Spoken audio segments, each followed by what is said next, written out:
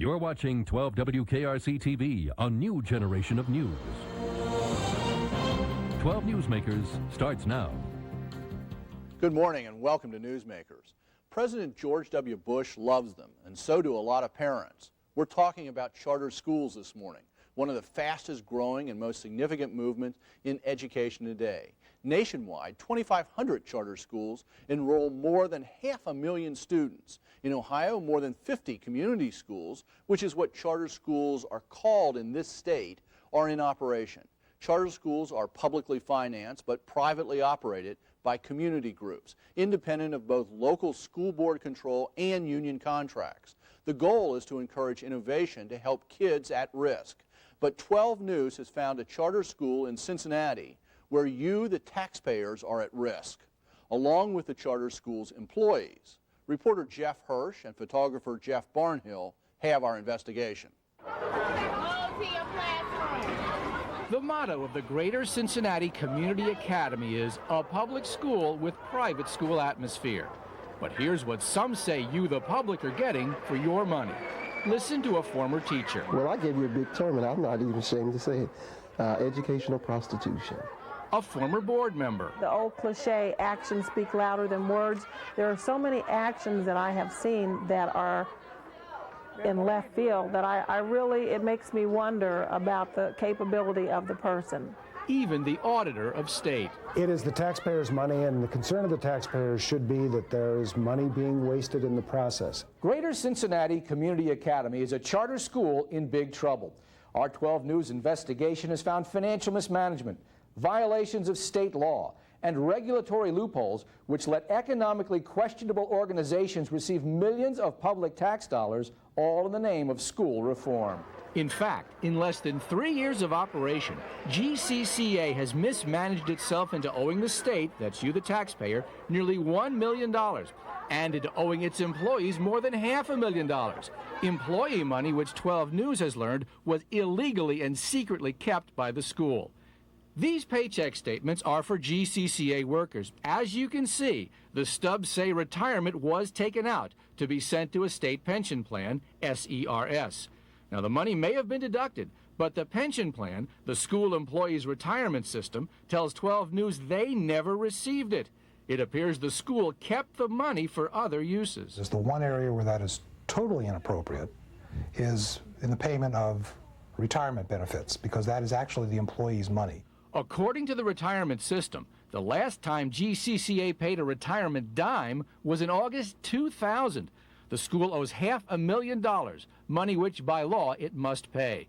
And not only that, while GCCA was deducting employees' money but not sending it in, the employees were clueless, some not even signed up by GCCA in the retirement system. This letter to a staffer saying, "We have neither a member record for you establishing membership nor contributions. You have no money in your account as of this date." Employees tell us the school only fessed up after 12 News began investigating. School treasurer Carl Schei has not been willing to answer our follow-up questions as to why the retirement money was never paid, or what was done with the money, or why GCCA employees were never told until after 12 News began investigating. In a previous interview, Schei did say, quote, "We're working with the state. We've made attempts to satisfy the liability," end quote. But the retirement system says that's a surprise to them. Quote, "SERS is not aware of any agreement, as has been alleged, to wait for payment," end quote. But that's not all. Also waiting for payment, the Ohio Department of Education, in effect, you, the taxpayer, waiting for even more money. Well, I think it's a matter of fact that kids were classified at categories that there was not documentation to support. In other words, GCCA claimed a lot more students than they should have year one, and got a lot of money they did not deserve, $969,000. State aid is paid per pupil. The more kids, the more cash. State officials say GCCA claimed 122 special education students in 1999-2000, but only 22 of them could be properly documented. I don't think you can be 100 off by accident. Tom Mooney heads the Ohio Federation of Teachers, the statewide teachers union. Mooney says GCCA's math does not add up. The average Cincinnati public school has about 15% handicapped students. But at one time, GCCA claimed nearly double that percentage. I think somebody looked at the fact that special ed kids carry a significantly greater amount of state funding and said, gee, well, you know, we're having trouble balancing the books, but if we count a lot more of these students as disabled, we'd get, you know, more money. GCCA also overstated its non-handicapped students and is now paying back the nearly $1 million total to the state, $43,000 per month for the next year and a half. GCCA Superintendent Marie Congo denies any deliberate overcounting. Congo says the kids were all there, but the paperwork was not properly handled by a staffer who is no longer with the school. But former employees say there was pressure to keep kids in school who should have been expelled, to keep dollars flowing from Columbus. They were not suspending children. In fact, Principal Willis said this, you all start suspending children, we're going to send the teachers home. Because again, they're not telling you this, but you find out that we need to keep the children because it's dollars and cents. Despite overpayments from the state, and despite keeping hundreds of thousands of retirement dollars belonging to its employees, GCCA has a history of not paying its bills. They've been sued this year over medical services for $27,000, and they've been late in paying their staff, too. Why'd you quit? Unreliability of paying me. I need an income to live on. Samuel Canty taught at GCCA for 2 years. He says he's one of 14 teachers who quit last spring, tired of delayed paychecks and insurance which had lapsed. Our insurance was always being cut. GCCA admits periodic insurance problems. This internal memo to employees blames a, quote, glitch. School Superintendent Marie Congo says the insurance carrier was at fault. But Canty says his experience was different. So I have to take the money out of my pocket and pay for my medication. I was never reimbursed. Never reimbursed for the money back. So you don't think they paid their bills? No, they didn't pay their bills. Because when I would go to the pharmacy, they would say, well, your school didn't pay the bill. So if Dr. Congo said that it was the fault of the insurance company, what would you say? That's a lie. Remember, even though Greater Cincinnati Community Academy is a charter school, it is also a public school. Yet Superintendent Marie Congo has refused our request for an on-camera interview. Congo has also refused to let 12 News take pictures inside her public school. And look at what a staffer did when we took pictures outside. Dora Bronston says she's encountered similar treatment. I've been locked out of the building on the nights of the board meetings so that you could not get in the building. Bronston is a former GCCA board member. She says she was voted off for writing too many letters and complaining too often about violations of laws and policies. I would want more done if I were the public paying my money for an operation like GCCA. Bronston is a consultant who helped draw up GCCA's charter application to the state. Bronston says she expected an experienced educator to be brought on board as administrator for the 600-student school. But that did not happen. The application lists Marie Congo as the responsible party. Before running Greater Cincinnati Community Academy, Congo and business partner Janet Perry ran another GCCA, a private school, Greater Cincinnati Christian Academy. Ran it, Bronston says, and closed it. It failed. So they failed at one school, and the state is now paying them money to run another. That's correct. In fact, the Christian school, housed here in this old Lockland public school, was sued for eviction for non-payment of rent by the Lockland School Board. But right after Marie Congo got her charter school approved and state money started flowing, the back rent was paid off. Congo, Perry, and the Christian school were also sued by a bank for more than $100,000. That too was settled after the charter school opened. Treasurer Carl Schei says the timing is coincidence. There was no mingling of funds.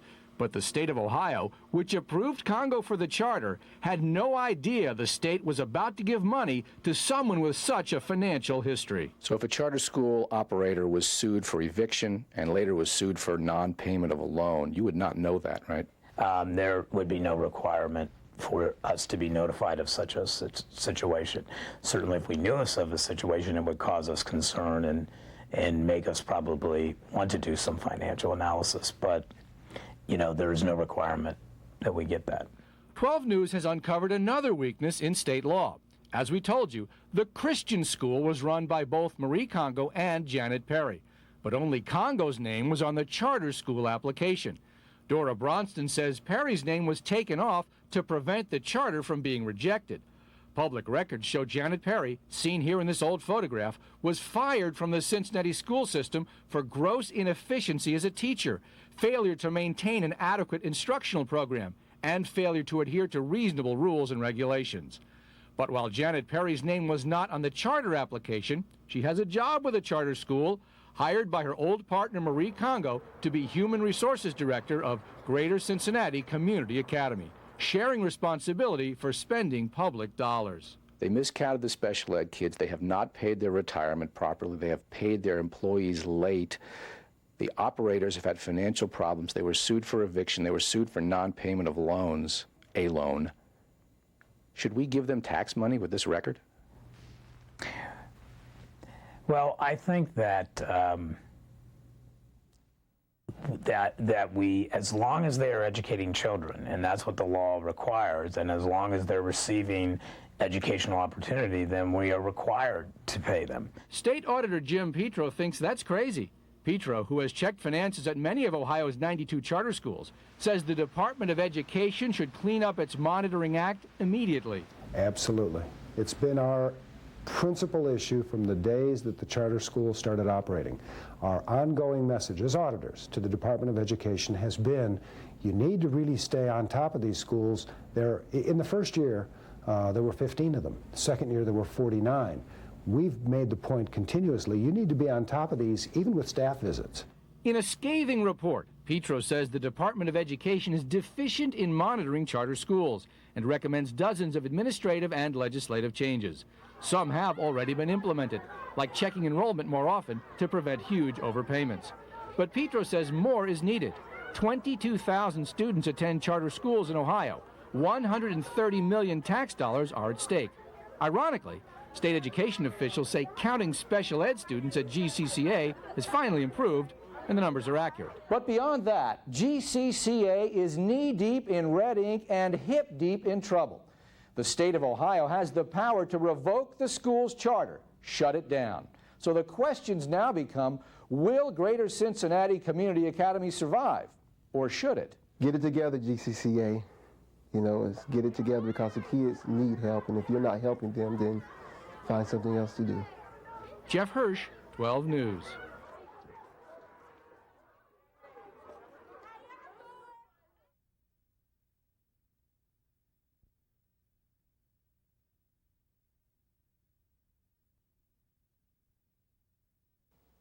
Welcome back. To discuss the issues laid out in Jeff Hirsh's report and the larger issues it raises, I am joined by 12 News reporter Jeff Hirsh and Clint Satow. Did I say that right? Satow? Correct. Who is the director of the Ohio Community School Center in Columbus. As mentioned in Jeff's report, Marie Congo, the superintendent of the Greater Cincinnati Community Academy, declined an on-camera interview for his report. I also invited her, or a representative from the school, to be on Newsmakers, but she said she declined, citing schedule conflicts. Jeff, welcome back to Newsmakers. Clint, thank you for coming down from Columbus, and that's just such a beautiful, visually beautiful drive. We know that you enjoyed that this morning. So. It was fantastic. Yes. Just as good on the way back. Yeah, right. Clint, what's your reaction to Jeff's report that you saw here this morning? Well, as someone who watches the movement as a statewide, you see a whole lot of, not necessarily trends, but issues that are affecting the movement as a whole. For example, you spoke with David Varda about how the schools don't undergo a lot of scrutiny in some ways. In some ways, they undergo more scrutiny in terms of the way they count students and the way that funding is so closely tied to student head counts. You said more scrutiny than the traditional public school? Well, for example, most traditional schools are self-policing in many ways. The department, as the auditor's comments indicates and as his report indicates, has taken on a whole new responsibility to actually create new schools. And you have to ask yourself, well, how do we do that? What does a good school look like? What does a good contract look like? What does a good development team look like? In terms of having to evaluate those schools. How do we define success? What does a good school look like in terms of its operational performance, which is something that really wasn't in the piece per se, in terms of, are the parents happy with the school? Right. Are the students performing? Are they doing better than they were? Why do they attend the school to begin with? Those are some of the issues that the state has to grapple with as we look at, well, what's a successful school? How are we going to evaluate this program? What's the best way for the state to respond to this program? And how do we deal overall with the state's capacity to administer the program properly? One big issue, though, of course, is accountability, and there's academic accountability, which you discussed, but there's also financial accountability. Right. And using this particular school as an example, but then applying it to the larger issue of how public tax dollars are protected, there are a lot of red flags in this school. First of all, the operator or operators had a private school which closed. That's red flag number one. Red flag number two, they were sued by their landlord at the time for non-payment of rent. Red flag number three, they were sued by a bank for $100,000 on a loan. And what happened here, what we've been told by the state charter school office, in fact, is that they did use, GCCA did use public tax dollars to in effect pay off that loan, because what they did was they bought furniture from the failed private school, the closed private school, to use for GCCA, in effect buying furniture from themselves with public money. Now the state, Steve Buragana, the head of the charter school office, says that is legal because the furniture was needed for the new school and the furniture, was not overpriced. But still, we're seeing public dollars used for this. That's red flag number three. Red flag number four is the miscounting of the handicapped students and the other students to the point that they were almost $1 million in a hole. Red flag number five, late payment to employees. Red flag number six, problems with insurance. Red flag number seven, the whole issue of withholding of the retirement money that should have been paid. There's more red flags here than when the Soviet Army went through the Kremlin, on May Day. At what point in time do you go, enough? You've built up so much, not necessarily this school, but any school, where we're just going to have to step in. Well, that's obviously a determination for the state. In every instance, you can't necessarily say the school's done this, the school's done that. The way handicapped students are counted by the state is something that's undergone a lot of change. A lot of schools have had trouble understanding what kind of documentation the state wants. I think if you look at the auditor's report, he cites several examples of the way in which the department has changed rules, altered their counting procedures, been unable to get their arms around how you count not only the general ed students, but also the special ed students. And the state is in various negotiations with all kinds of schools about what's the difference which students in they're counting or not. What's the difference in money? What difference does it make whether you have a general education student or a special education student? Well, depending upon what kind of students you're looking at. A special ed student can bring anywhere from a couple $100 in more funding to several $1,000s in more funding. So it can be significant. It can be significant, quite significant. But the fact of the matter is, when push comes to shove, the state is going to do an ADM audit of every charter school. It does every year.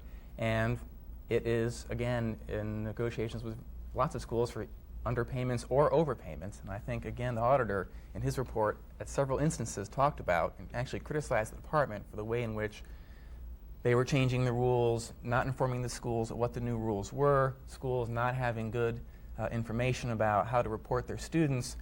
And I think if you talk to charter schools, you will find that they've just have endless headaches about how that process has worked out. I'm not trying to criticize the department. I mean, this has been a whole new learning experience for them too. It's a whole new way to count kids. In a district, kids are counted once in October, and regardless of whether the district gains students or loses students, they're locked into that funding count for the remainder of the fiscal year. Charter schools, in the interest of accountability, interest of sort of the competitive marketplace of education, they get funded in sort of real-time students. So as a school gains or loses students, their funding is adjusted the next month to reflect that change in population. So again, there's a lot of information going back and forth and a lot of opportunities for error, and the state really has not been able to get a handle on this if I understand, in a way that satisfies people like me, schools, or people like Jim Petro. If I understand Petro's recommendation, one of his recommendations is that maybe the state ought to get out of the business of chartering schools, and the charter should come from local entities, local school boards, right, universities, cities, whatever, so there can be sort of local communication back and forth. It simplifies this whole process. Yeah. What do you think of that? I think actually that's a good direction to go. I would like to see I mean, I have been very supportive of the state's activities because I think that parents in Cincinnati and other areas could really use these alternatives to the traditional system that they have, or at least parents who want alternatives ought to have access to those alternatives. But to the degree that we do need to see that the program is implemented as effectively as possible, the auditor, in looking at not only the state board as sponsors, but of local boards as sponsors, such as Cincinnati Public, which has sponsored a handful of schools, Lucas County Educational Service Center has sponsored over a dozen. He's given them high marks for their ability to go through the contracting process with developers and to do the follow-up evaluation and oversight that's necessary. How common is this? Jeff did this story about one school in Cincinnati. Mm-hmm. And on the operational side, not on the academic quality side, and that's clearly, there's a focus here. Right. Of the 90-plus schools, charter schools in Ohio, how common or uncommon is this school in terms of having these kinds of questions raised about it? So these kind of questions is actually pretty uncommon. I mean, most of the schools just operate in their usual way. Some of them do end up with arrears with SERS or other sorts of things. Some of them actually have a surplus because of, again, some of these accounting difficulties.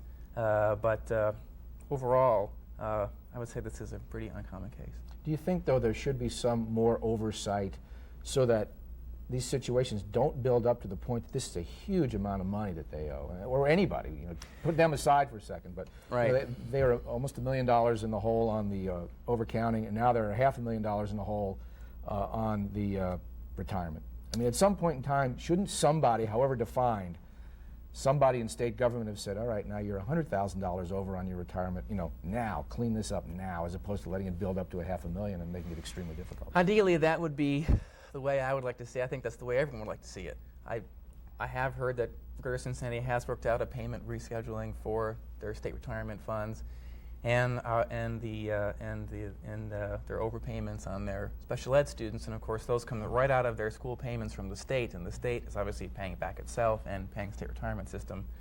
So if the school can get out from under this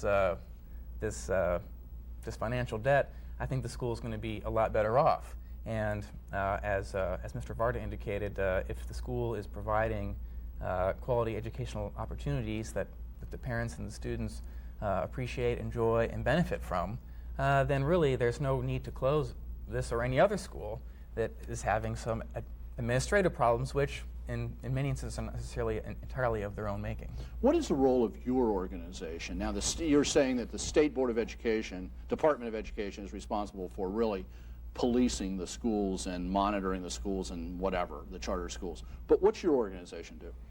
Our organization provides a lot of statewide services for the schools. We're a nonprofit C3 organization. We provide assistance, people that want to open schools, resources of those that do open schools. We give them information, updates on state policy, sort of on legislative changes, on new schools that are up and coming, new opportunities, grants, all those types of. Do you have any role in either screening the people who might be interested in applying for one of the charters or monitoring the progress of a school once it's open? No. I have read contracts for the state, but I am not involved with the state in any official capacity to say this person should go, this person should not go, or this school is doing a good job or not doing a good job. And who comes in on a regular enough basis to determine that? I know they have to go through the that's good English. They have to go through the assessment test just like the students in the regular public schools, but is there enough academic assessment as well as financial assessment? Just because so many of these organizations are new. That's built into each contract. I mean, obviously every charter school has to take all the state proficiency tests, all the graduation tests, and all the up-and-coming new tests that are part of recent state policy. At the same time, most, or should I say all charter schools have to identify other assessments they're going to use and the standards by which the school will be judged on those assessments. So whether there are other standardized tests, and there's a wide range of standardized tests that they can use to show where their students are and how much growth they're making over time. there's... I hate to say it, but we're out of time. Thank you for coming down here, and I appreciate direct answers, and you've been very good at that, and appreciate your time and your energy. Jeff, thank you for your report, and we'll have you back. All right. So, thank you for making Newsmakers a part of your Sunday morning. Join us again next week to meet the men and the women shaping our region for the future. Have a good week.